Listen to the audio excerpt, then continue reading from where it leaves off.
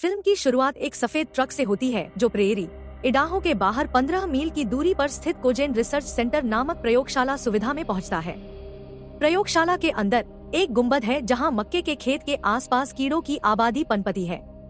गुंबद और कीड़ों का उद्देश्य दो शोधकर्ताओं गैरी वुल्फ और रस स्नो द्वारा विकसित टिड्डियों की आनुवंशिक रूप से संशोधित नस्ल पर एक परीक्षण चलाना है। इन टिड्डियों को पौधे को नुकसान पहुंचाए बिना फसल को नुकसान पहुंचाने वाले कीड़ों को खाने के लिए डिजाइन किया गया है। उनका प्रयोग सफल होने पर इन संशोधित टिड्डियों को किसानों को देने की योजना है। अगले दृश्य में टिड्डियों को 1 मिनट के लिए एक गुंबद में खुला छोड़ दिया जाता है। फिर एक मजबूत फेरोमोन का उपयोग करके उन्हें वापस उनकी पकड़ वाली बाड़े में ले जाया जाता है और उन टिड्डियों को उनकी प्यास पर ध्यान केंद्रित कराया जाता है। इसके बाद शोधकर्ताओं ने मकई के खेत को स्कैन किया और पाया कि सभी कीट नष्ट हो गए हैं, जबकि पौधों को कोई नुकसान नहीं हुआ है। नतीजों से टीम बहुत खुश है और वे यह विश्वास करते हुए जश्न मनाते हैं कि उनका प्रयोग अंततः सफल हो गया है। हालांकि उनकी खुशी अल्पकालिक होती है जब उन्हें पता चलता है कि होल्डिंग पेन खाली है। निरीक्षण करने पर उन्हें एहसास हुआ कि समापन प्रक्रिया के बीच में एक वेंट जाम हो गया है और इसे मैन्युअल रूप से बंद करने की आवश्यकता है। यह देखकर गैरी तुरंत टिड्डियों के भागने से पहले इसे बंद करने के लिए कोजेन श्रमिकों में से एक को सुरंग प्रणाली में भेजता है। जैसे ही कर्मचारी वहां पहुंचता है, उसे पता चलता है कि वेंट खुली स्थिति में अटका हुआ है। इससे पहले कि वह टीम को समस्या बता पाता, टिड्डियों का झुंड उसकी ओर उड़ता है और उसके शरीर को छेद देता है और उसकी मौके पर ही मौत हो जाती है। फिर वे खुले वेंट के माध्यम से स्योएन अनुसंधान सुविधा से भाग जाते हैं। इसके बाद दृश्य प्रेयरी के पास हाक ओडम नामक किसान और उसकी पत्नी अगाथा के स्वामित्व वाले मकई के खेत में कट जाता है। हैंक अपने बेटे माइक को खेत नंबर 7 से कुछ मकई लाने का आदेश देता है और माइक अपनी डर्ट बाइक पर निकल जाता है। तभी अंतिम कीटनाशक स्प्रे के लिए भुगतान लेने के लिए एक छोटी जैविक कीटनाशक कंपनी के मालिक कोल्ट डंटन हैंक और अगाथा से मिलने आते हैं। हैंक रसायनों की कीमत के बारे में शिकायत करता है, लेकिन फिर भी वह उनके लिए भुगतान करता है। इसके बाद कोल्ट अपनी प्रेमिका विकी के घर चला जाता है, जिसके साथ वह अच्छी खबर साझा करता है कि उनका जैविक कीटनाशक फॉर्मूला सफलतापूर्वक काम कर रहा है। स्योएन रिसर्च सेंटर में वापस रस और कुछ कार्यकर्ता वेंट की जांच करते हैं, लेकिन उन्हें अपने दोस्त का क्षतविक्षत शरीर दिखाई देता है। रॉस तुरंत गैरी के पास वापस जाता है और उसे घटना की सूचना देता है। वह आगे अधिकारियों को सचेत करने का इरादा रखता है, लेकिन गैरी का दावा है कि चूंकि उनके टिड्डियों का जीवन छोटा होता है और वे प्रजनन नहीं करते हैं, इसलिए उन्हें ज्यादा चिंता नहीं करनी चाहिए। रस संभावित खतरे को इंगित करने की कोशिश करता है, लेकिन गैरी सुरक्षा पर लाभ को प्राथमिकता देते हुए स्थिति की गंभीरता को कम कर देता है। इस बीच हैंक मकई की कटाई के बीच में था जब उसके कंबाइन हार्वेस्टर के ब्लेड में अप्रत्याशित रूप से खराबी आ गई। वह जांच करने के लिए बाहर निकलता है और उसे एक बैल की लाश मिलती है जिसकी हड्डी लगभग पूरी तरह खा चुकी होती है। चिंतित होकर उसने अपनी पत्नी को रेडियो पर फोन किया और उसे इसके बारे में सूचित किया। तभी अगाथा को मक्के के खेत में कुछ सुनाई देता है और वह निरीक्षण करने के लिए आगे बढ़ती है। उसे बहुत निराशा हुई जब वह अपनी घबराई हुई आवाज सुनकर माइक की बाइक और अपने बेटे का आंशिक रूप से खाया हुआ शरीर देखती है। हैंक अपने वाहन की ओर वापस जाने के लिए आगे बढ़ता है, लेकिन पाता है कि वह पूरी तरह से टिड्डियों से ढका हुआ है। भयभीत होकर वह भागने की कोशिश करता है, लेकिन टिड्डियों के झुंड द्वारा उस पर हमला किया जाता है और उसे मार दिया जाता है। कुछ ही समय बाद टिड्डियां अगाथा तक पहुंच जाती हैं, जिससे थोड़ी ही देर में उसका भी वही हश्र हो जाता है। बाद में कोल घटनास्थल पर पहुँचता है और उस क्षेत्र को सुनसान पाता है। वह मक्के के खेत में घूमता है जहाँ उसे एक मृत टिड्डी मिलती है। जब वह आगे बढ़ता है तो उसे हैंक का क्षतविक्षत शरीर मिलता है जो उसे डर के मारे भागने के लिए प्रेरित करता है। इसके बाद वह एक मेडिकल अस्पताल जाता है जहां उसकी प्रेमिका एक पशु चिकित्सक के रूप में काम करती है। वह गंभीर समाचार साझा करता है और सोचता है कि टिड्डे ने उसे मार डाला है। यह पता चलता है कि विकी को गाय के कटे हुए शरीर के बारे में भी कई रिपोर्टें मिली हैं। इसके बाद दंपति ने एक नमूने का निरीक्षण किया और गाय के शरीर के अंदर एक मृत टिड्डी की खोज की। उनकी जानकारी के अनुसार टिड्डियां गाय का मांस नहीं खाती क्योंकि यह शाकाहारी है, लेकिन जब वे इसे माइक्रोस्कोप पर जांचते हैं तो उन्हें पता चलता है कि टिड्डे के पेट के अंदर टिश्यू है, जिसका मतलब है कि वे शाकाहारी नहीं हैं। कोल्ट को तब संदेह हुआ कि यह स्योएन ही होगा, क्योंकि ऐसा प्रतीत होता था कि उसने अतीत में एक कीट विज्ञानी के रूप में वहाँ काम किया था। इसके अलावा यह पता चला है कि रस कोई और नहीं बल्कि विक्की के पिता है। कहीं और एक परिवार शहर के पास एक शांतिपूर्ण पार्क में पिकनिक का आनंद ले रहा है। उनकी सैर के दौरान उनका बेटा काइल एक खिलौना ग्लाइडर के साथ खेलता है और उसका पीछा करते हुए एक गुफा तक जाता है, जहां उसे टिड्डियों का झुंड दिखाई देता है। डरा हुआ लड़का अपने माता पिता की ओर भागता है, लेकिन कीड़ा उसका पीछा करता है। वह अपने माता पिता से कहता है कि उन्हें भाग जाना चाहिए, लेकिन तब तक बहुत देर हो चुकी है क्योंकि टिड्डियां पहले से ही आ रही हैं।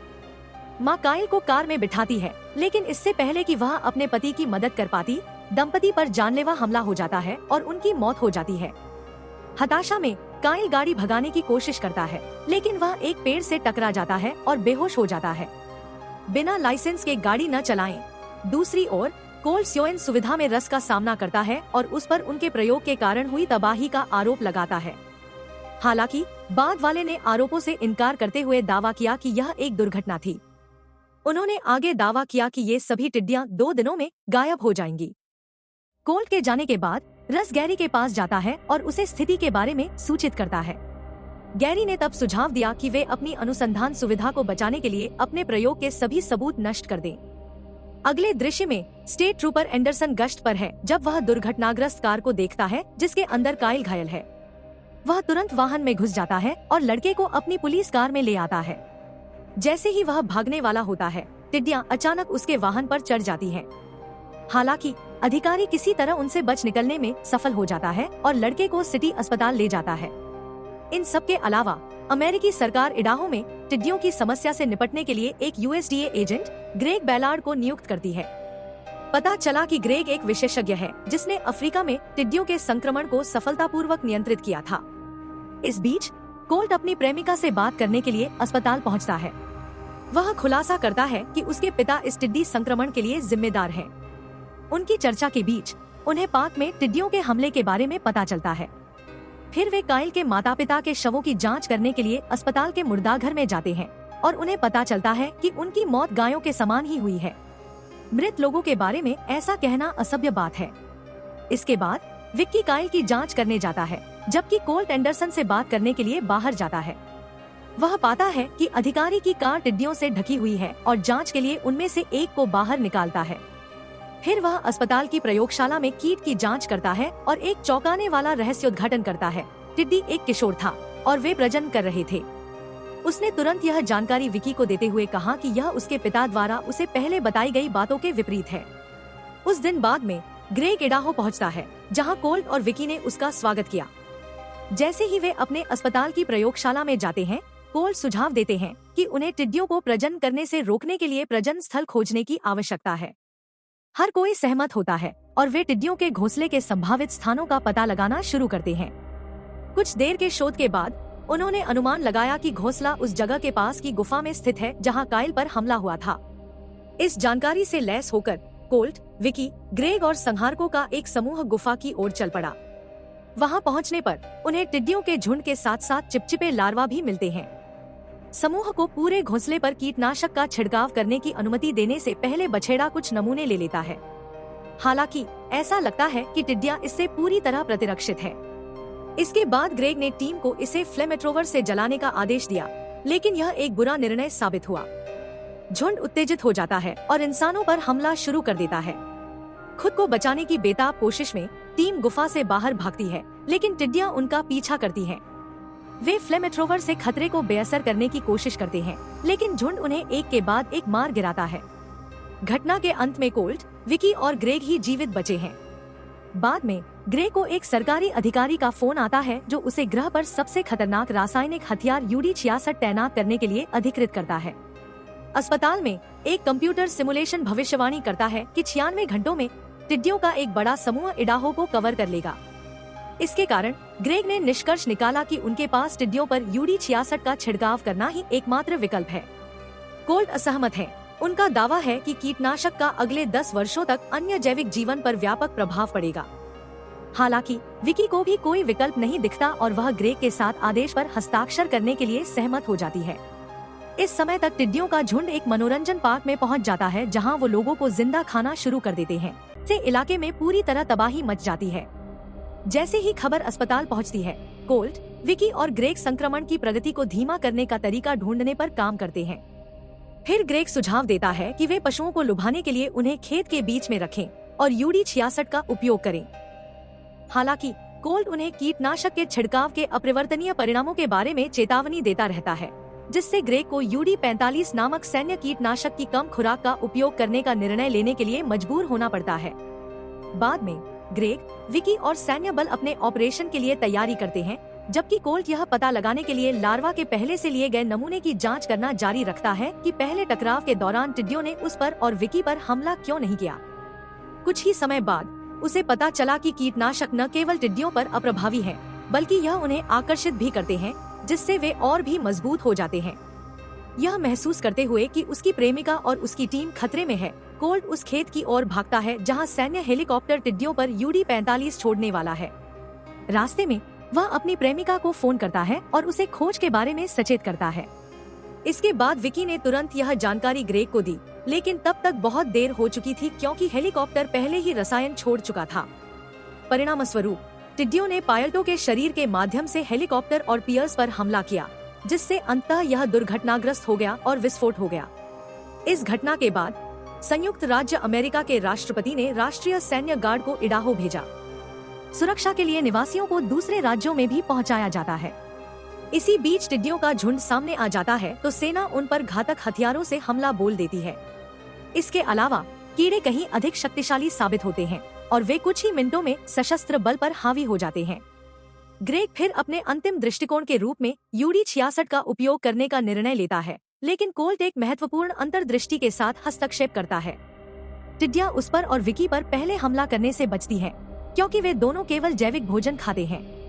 उनका यह भी मानना है कि टिड्डियों को कार्बनिक पदार्थों से घृणा होती है और वे रसायन युक्त पदार्थों को प्राथमिकता देते हैं। वह ग्रेग से उस पर भरोसा करने के लिए कहता है, यह आश्वासन देते हुए कि वह जानता है कि क्या करना है। आश्वस्त प्रतीत होते हुए ग्रेग का कहना है कि वह हेलीकॉप्टरों को तब तक रोके रखेगा जब तक कि उसे उसकी कोई प्रतिक्रिया नहीं मिल जाती। इसके बाद कोल्ट एक हवाई क्षेत्र की ओर जाता है जहां वह अपने जैविक कीटनाशक को डस्ट कूपर में लोड करता है। एक बार ऐसा करने के बाद वह विमान उड़ाता है और पूरे शहर में कीटनाशक का छिड़काव करता है, जिससे टिड्डियां तुरंत मर जाती हैं। यह मानते हुए कि खतरा पूरी तरह से निष्प्रभावी हो गया है, कोल्ट खुशी से चिल्लाता है, जबकि ग्रेग सैन्य हेलीकॉप्टरों को बुला लेता है। हालांकि उनकी धारणा गलत साबित होती है क्योंकि शहर में 2 बड़े झुंड दिखाई देते हैं। अब जब उनके पास कोई जैविक कीटनाशक नहीं है, तो उन्होंने रस से मदद लेने के इरादे से स्योएन प्रयोगशाला में जाने का फैसला किया। उनके वहां पहुंचने से कुछ मिनट पहले प्रयोग से होने वाले नुकसान की जिम्मेदारी से बचने के लिए गैरी वहां से भाग जाता है, लेकिन जैसे ही वह राजमार्ग से गुजरा, टिड्डियों का झुंड उसकी कार और शरीर में घुस गया, जिसके परिणामस्वरूप उसकी मृत्यु हो गई। आखिर न्याय है। अन्यत्र समूह प्रयोगशाला में पहुंचता है और वे रस से समाधान पूछते हैं। बाद वाले को अपनी गलती का एहसास हुआ, इसलिए वह उनकी मदद करने के लिए सहमत हो गया। उनका सुझाव है कि उन्हें फेरोमोन का उपयोग करके गुंबद में टिड्डियों को आकर्षित करना चाहिए और फिर उन्हें उड़ा देना चाहिए। अच्छा, हमने विस्फोट के बारे में क्यों नहीं सोचा, कहते हैं। इस योजना पर अमल करते हुए सैनिक गुंबद के अंदर एक बम लगाते हैं, जबकि कोल्ट डस्ट कूपर पर कुछ फेरोमोन भरता है और झुंड को वहां फुसलाकर ले जाता है। वह गुंबद के माध्यम से विमान उड़ाता है और वे उसके पीछे दरवाजे बंद कर देते हैं, जिससे टिड्डियां अंदर फंस जाती हैं। फिर वे उस स्थान पर विस्फोट करने का प्रयास करते हैं, लेकिन झुंड रेडियो सिग्नल में हस्तक्षेप करता है। अब समय समाप्त होने के साथ रस ने अकल्पनीय कार्य करने का निर्णय लिया। वह गुंबद के अंदर जाता है और बम को मैन्युअल रूप से सक्रिय करता है, क्योंकि उसे लगता है कि वह दुनिया का बहुत आभारी है। इससे पूरी सुविधा में विस्फोट हो जाता है, जिससे अंततः सभी टिड्डियां मर जाती हैं। अब जब खतरा टल गया है, विकी अपने प्रेमी के पास भागती है और उनका भावनात्मक पुनर्मिलन होता है। किसी को भी रस की परवाह नहीं है। अंतिम दृश्य में हम एक और ट्रक देखते हैं, जिसके पिछले डिब्बे में संभवतः सैकड़ों भूखी टिड्डियां हैं।